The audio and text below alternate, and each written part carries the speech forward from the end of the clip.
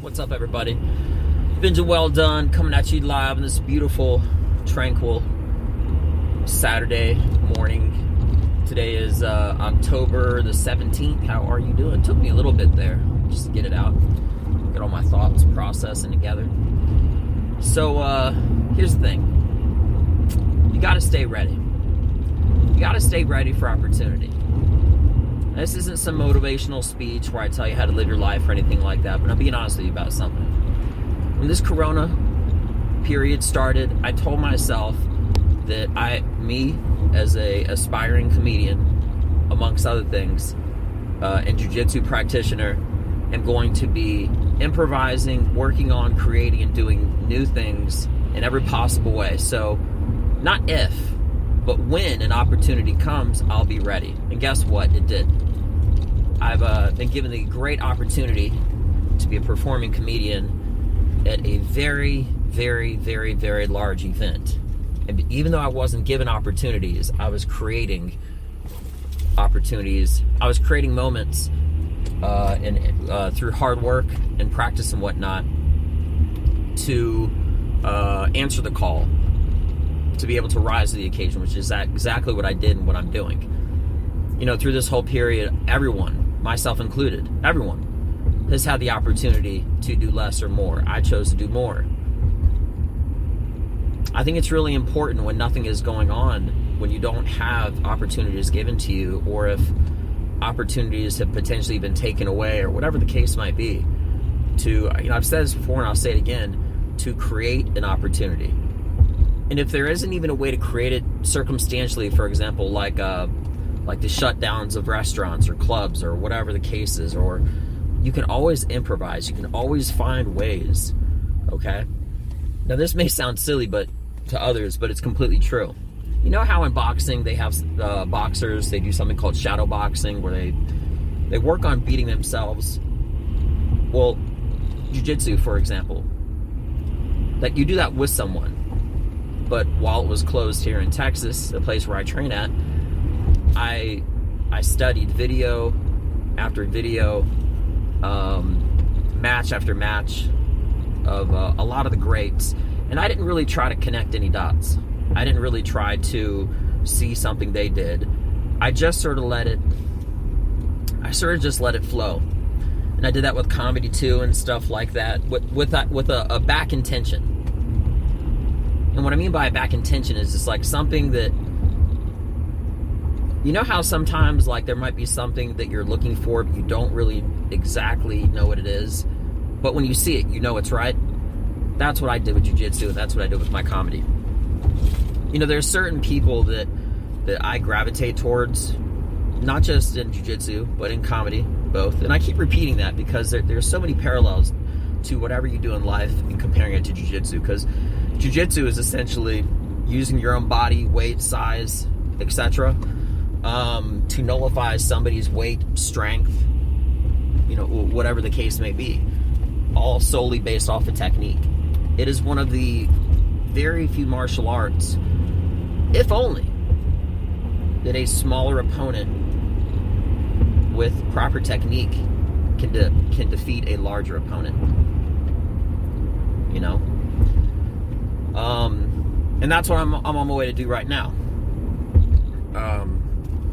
But anyway, what I'm getting at is there's a few people that I emulate, and that's a really important word. It's an important term because there's a big difference between someone that you maybe want to, you know how sometimes somebody that you might want to be, okay, compared to somebody who you already are that relates to you, okay? And people like that are people like Bill Burr, Tom Segura, Joe Rogan, Joey Diaz, not all of those. And I know I just said like 4 of the greats. But what I'm saying is, the reason why I like those people is because they remind me of myself and my sense of humor, because that's what I already talk about. So that's naturally, in my opinion, the stuff that I enjoy hearing. It wouldn't make a lot of sense if you liked one-liners or certain type of jokes, or certain kind of there's certain sports that you just might want to watch, you don't want to participate in. you might love football, but you don't ever want to actually be on a football team. It's not like that with me when it comes to comedy. I enjoy the view from the stage. And when it comes to jiu-jitsu, exact thing also. I enjoy the view from the ground. Not as a spectator. Not interested. But anyway, so during this whole Corona period, those people that I emulate the most, that stylistically just have my body size, or for comedy purposes, my style and sense of humor, it's like a percentage of this guy, but not all of them, and a percentage of that guy, but not all of them, and then somewhere in there it is a blend of them, and then you have the blend of me, which is in none of them. You know, stylistically, if you know who Bill Burr and if you know who Tom Segura is, completely different styles, but they have a certain similarity to them, which is like a certain aggressive, dark humor to it. Okay, and that's mine. Now, I'm not really going to name names as far as jiu-jitsu goes, because it might not really be names that you're more familiar with. But the point is that I did that during that whole Corona period, and I saw things that these artists, these comedians, or these jiu-jitsu practitioners were doing that would work for me, and I started adding them to my performance, both in jiu-jitsu and comedy. I don't mean to be going back and forth, so I'll keep it neutral, okay? What I'm getting at is, when you don't really have an opportunity to do something, you can always study what it is, or study to pick yourself to that next level. And a lot of people did that. What I was saying earlier about shadow boxing is, I did something that I called shadow rolling, and I still do it to this day, and I'm glad I did never stop ever since Corona, which is essentially going through the motions. I really am with a dim light, that way I have some lighting, rolling around on my carpet essentially in the dark, not complete dark, right? But I got like a light on further away that shines close enough, and I'm on my living room floor carpet, and I'm going through motions and stuff. This way, again, just like in comedy, when I'm repeating stuff and remembering things through memorization, I can be reactive, whether it's with my movements or with my speech in the moment. And that's what matters most. Reactivity is key. If there's anything that you do that takes any physical exertion, whether it is a combat sport, football, a debate, you want to have your facts in line. You want to have everything to the point of where you're no longer thinking about it. You're past that point. You've gone through that point. Now you're at the reaction phase. And that's exactly what I did. Now I'm really proud of my progress. Extremely. Because I took myself to that next level, not just in comedy, but in jiu-jitsu too. And I'm not boasting by any means. But if I said I didn't, that would be a lie. And that's not the truth. Without getting too technical, I saw things that worked in jiu-jitsu that always worked for me, that I branched off of and evolved from, and got rid of all the other distractions. Okay? Certain body movements and stuff like that, because of my body size, I would continue to try, but it just didn't work for me. Not because of technique, but just because everything that I do, I like it to be, I like to be able to do it on everybody, not just some people, right? So I'd rather have 1,000 repetitions of one technique as opposed to 100 repetitions of 10 techniques, you know? And as far as comedy goes and whatnot, I broke down my act, I watched my old videos, and I watch other people with, you know, it's amazing when you don't try to connect the dots and you're not trying to make a point when you're studying something, because after like you continue to watch it and you continue to watch it, you start noticing these little small details that sort of pop out. And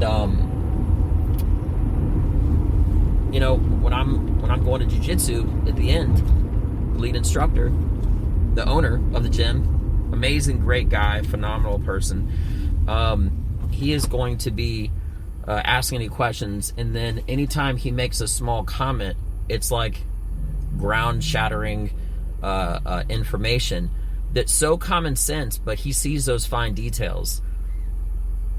Now, I think everyone should, regardless of everyone, I'm sticking it to myself, I aspire to not just study and refine those details in comedy, but in jiu-jitsu too. But through this period, I also taught myself how to kind of how to study. Like if you go to college, okay, or if you take multiple courses, you essentially are learning the skill of how to learn. It sounds kind of complicated, but it's really not.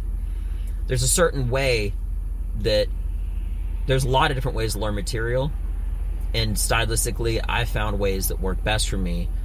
And it's mainly through repetition and some other aspects and whatnot.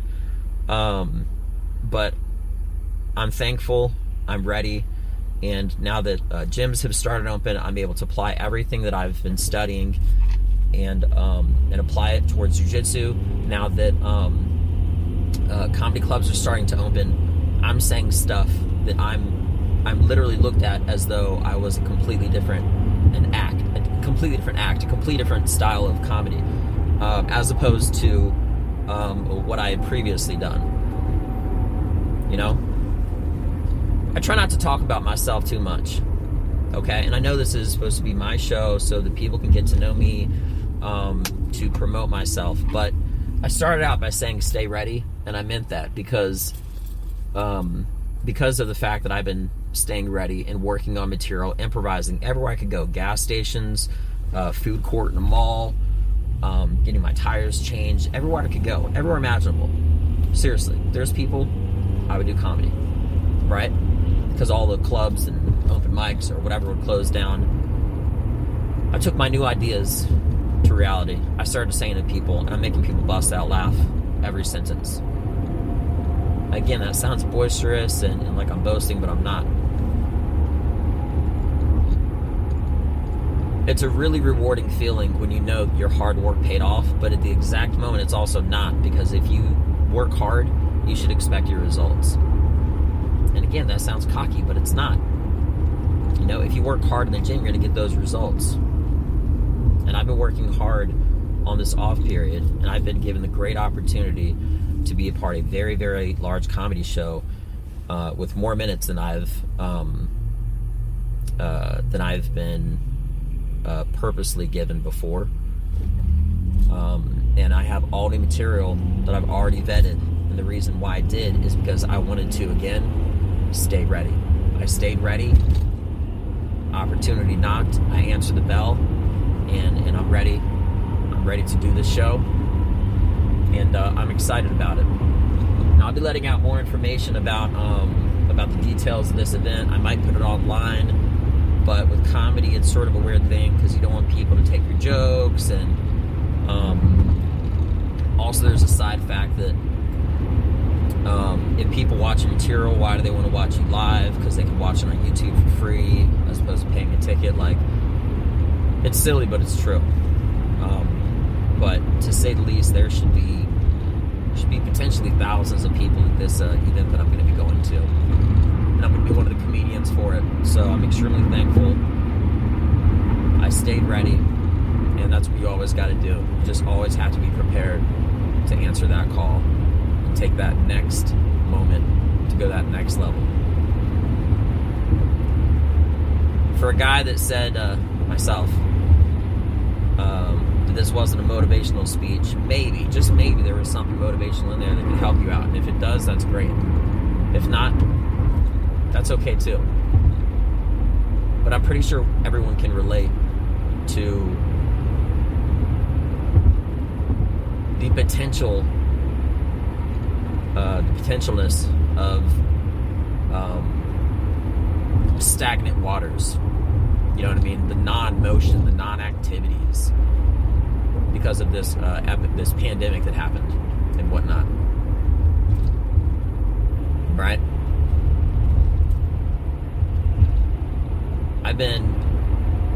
It's easily foreseeable to know that everyone has been vastly more unmotivated than ever before. And that was one of the biggest challenges, motivating myself at a period when I kept on working on material without sight of when I'd be able to use it.